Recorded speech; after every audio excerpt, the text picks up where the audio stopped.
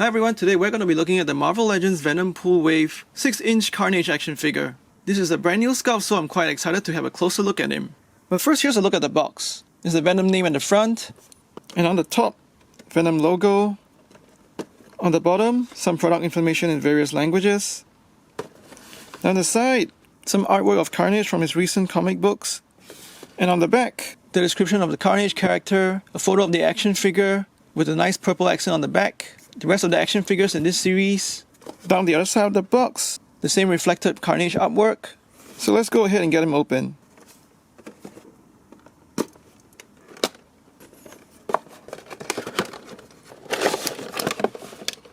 And out of the package, you see the action figure on the plastic tray, together with an alternate head sculpt, as well as the Venompool BAF headpiece. Closer look at the Venompool head sculpt. It's casted in a red plastic with the red fabric texture all over it.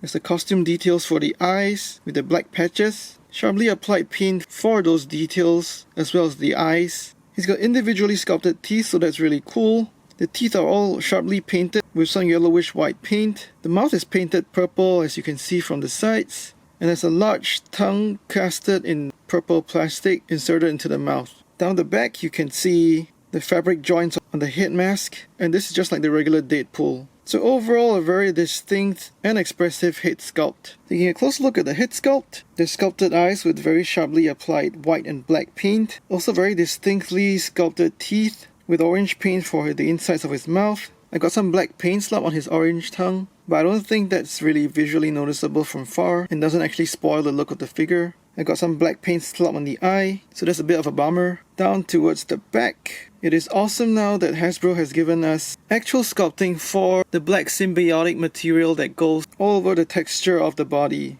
And that is really amazing, especially when you touch and feel the figure. What's also impressive is that the texture of this symbiotic material is also painted black, and the black paint is sharply applied all over, and very little of that black paint seems to slip out of the sculpted detail. So this is definitely a very cool and distinctive head sculpt for Carnage. And of course the alternate head sculpt pops nicely onto the figure. A quick side by side with the previous Marvel Legends Carnage, and you can see the new one has better and sharper details on the face sculpt, and at the same time a more neutral expression compared to the screaming head sculpt on this one. So overall, I will say the head sculpt is an improvement. And of course the head sculpts are interchangeable. The ball joints are the same size, so the option is there to use the old head sculpt on the new body, as well as the new head sculpt on the old body. Somehow I feel like the new head sculpt on the old body actually looks really good as well. Taking a closer look at his sculpt, this head sculpt is based on his latest looks in the comic books. There's an interesting looking spiral symbol on his forehead, and it's highlighted by the black paint on his forehead as well. This black paint's got a good fade into the rest of the head. His eyes are also sharply sculpted and given a coat of glossy white paint. The left eye on mine isn't really fully painted all the way to the edges. He's also got some pretty high cheekbones, as well as an exaggerated elongated jaw. I'm quite Hasbro has managed to pull off all the sharp little teeth in this mold, and that's particularly impressive. He's also got some pink paint on the inside of his mouth. It appears the teeth on mine aren't fully painted all the way to the tips as well, but that's easy to fix with a paint marker.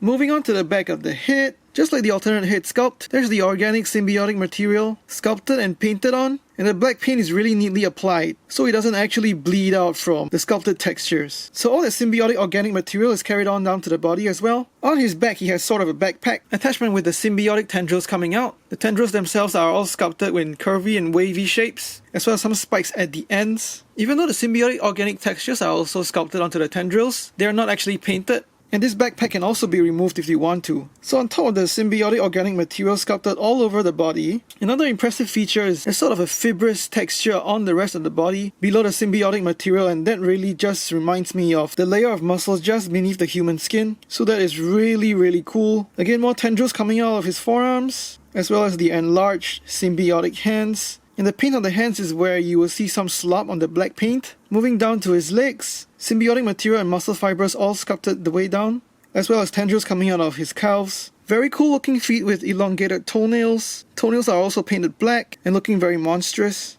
So overall, I'm really pleased with the sculpt and detail, as well as the realism and care that Hasbro has put into the sculpting of this figure. And now it's side by side with the previously released Marvel Legends Carnage. Clearly the new one is way more detailed, and the old one just looks really plain in comparison. But this is not a bad thing, and I'll explain why when I bring the other symbiotes in. The new figure is just packed with so much detail, and that is really apparent even in the tendrils. The new one also has paint on its hands, and that's really contrasting when you look at the old one, which just has plain red plastic for hands without any paint. I will say though that the new figure is made of a gummier plastic, and just look at the flex in his calf versus the previous figure that doesn't flex at all. So when you place him down, he actually feels less stable, kind of wobbly and gummy, and that sort of affects his balance. In comparison, the old one just feels more solid.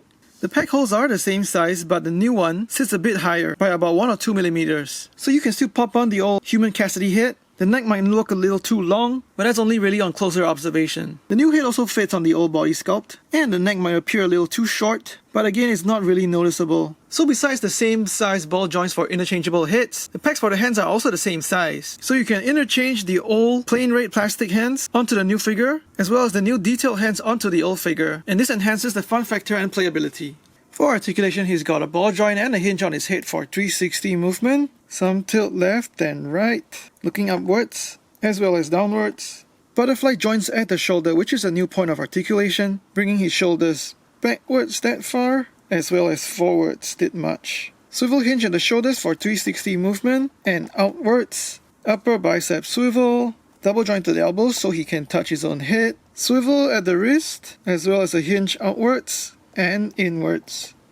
An ab crunch for some range backwards, and a good forward bend. Swivel at the waist for 360, ball jointed hips moving forward and backward that much, a decent sideways split, upper thigh 360 swivel, very good range in the double jointed knees, 360 calf swivel, good range of ankle tilt downwards and upwards, as well as an interesting ankle pivot. As you tilt it outwards and inwards, you can actually feel the detents, much like ratchets, so this probably adds to the stability in the ankles. So he's got the standard range of Marvel Legends articulation, coupled with the butterfly joints in the shoulders, so you can get him into wide stances and expressive poses.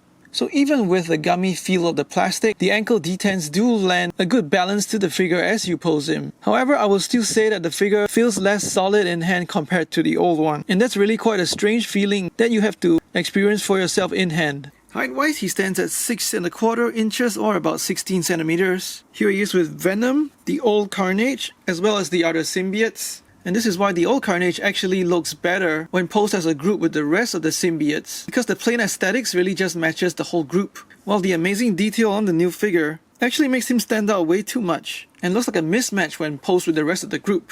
Throwing in Monster Venom as well, which is obviously a much bigger BAF figure, Spider-Man and Mary Jane, Marvel Legends Classic Iron Man, as well as the Masco Stealth Iron Man, and some G.I. Joe classified action figures. Overall, this is a good attempt from Hasbro to create an enhanced Carnage with more detail and more paint. The sculpt is intriguing to the eye and actually holds your attention as you look and play with him, from discovering detail on even the back of the figure, on his menacing toenails, and the interesting muscle fiber texture beneath the symbiote material. However, the extra detail also comes as a downside, and he looks way out of place with Venom and the other symbiotes. So the old Carnage figure is here to stay if you want to build the separation anxiety group. Other downsides include a softer gummy plastic quality used on the figure and the lack of other interchangeable hands. The good things are that he's got shoulder butterfly joints as well as detented ankle pivot that adds balance to the figure in extreme poses. In the end, I can still recommend this figure because it brings some uniqueness to a Marvel action figure collection. Please like, share and comment on this video. Make sure to subscribe to my channel. Thanks for watching, take care and stay healthy.